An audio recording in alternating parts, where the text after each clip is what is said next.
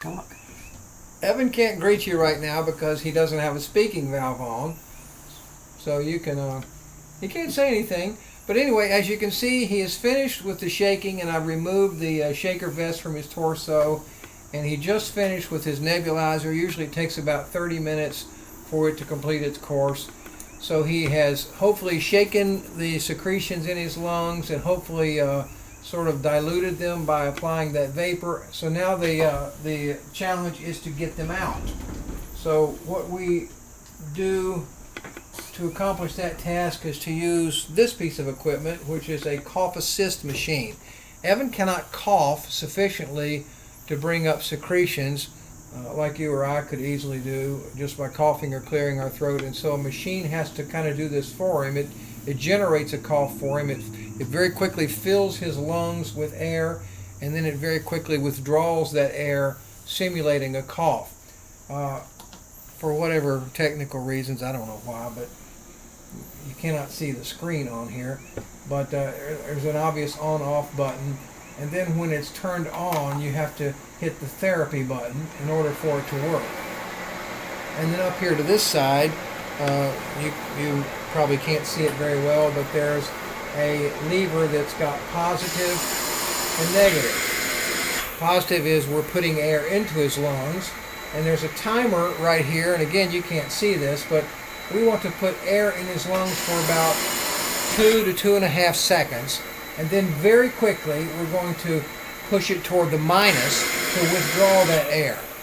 And as we withdraw the air, we want to make sure we don't do it for too long, because it'll actually suck his lungs dry and it causes him quite a bit of discomfort.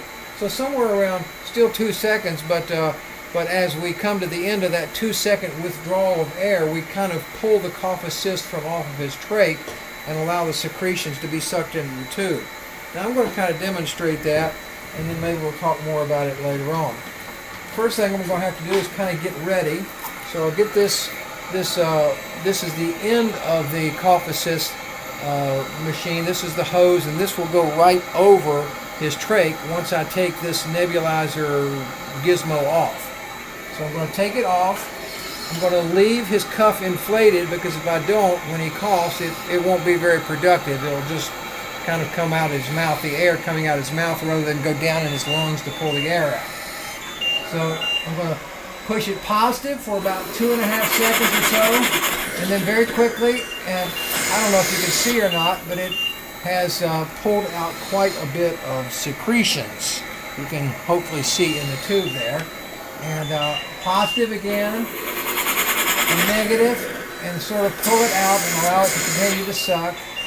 Positive, negative, positive, and negative. And you might hear the kind of ta-ta-ta-ta-ta-ta on his.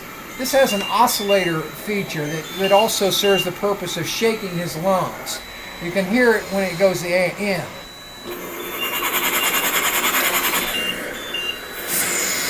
You done?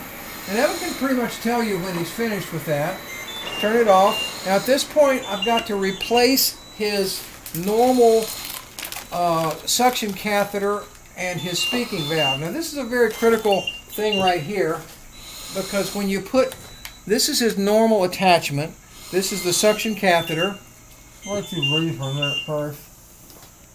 This is the suction catheter, and it's to be replaced every day, and I'll talk more about that in the next video when we do one about suctioning.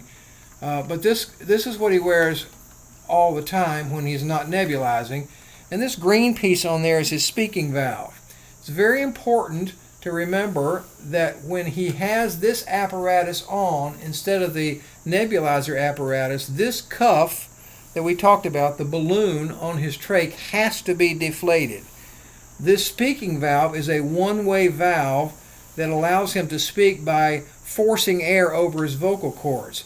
If this balloon is left up and this speaking valve is on, he will suffocate.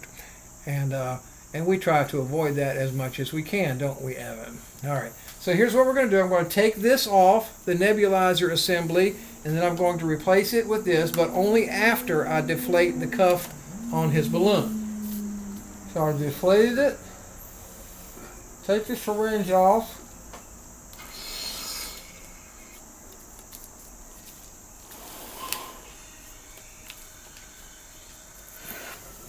And then put the normal assembly in place.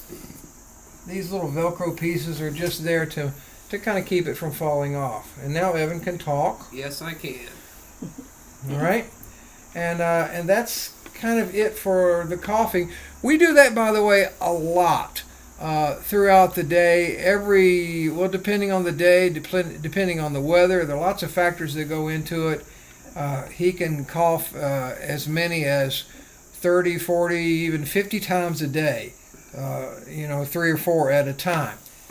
And sometimes it's more effective than other times, and so forth. But he can generally tell you when he needs to cough, or you'll sort of know it. You'll hear him in here, sort of, and you can kind of hear the coarseness in his breath and so forth. But anyway, he can pretty much tell you what needs to be done along that line. And again, when we're finished with this assembly, we put it back in a bag to try to keep it as sterile as possible. And one other thing while I'm talking about this nebulizer assembly, we replace it every week or so. And we either replace it and start with a totally new one, or else we sterilize it either by washing it with soap and water, and then with saline, sterile saline, and then over Evan's shoulder there is a UV sterilizer that we put it in there. You can see that little white box there, right there. We put it in there to sterilize it. But anyway, it's not as important to sterilize that as other equipment because it's got sterile liquids running through it. And I think that's about it for that. All right, drink it easy.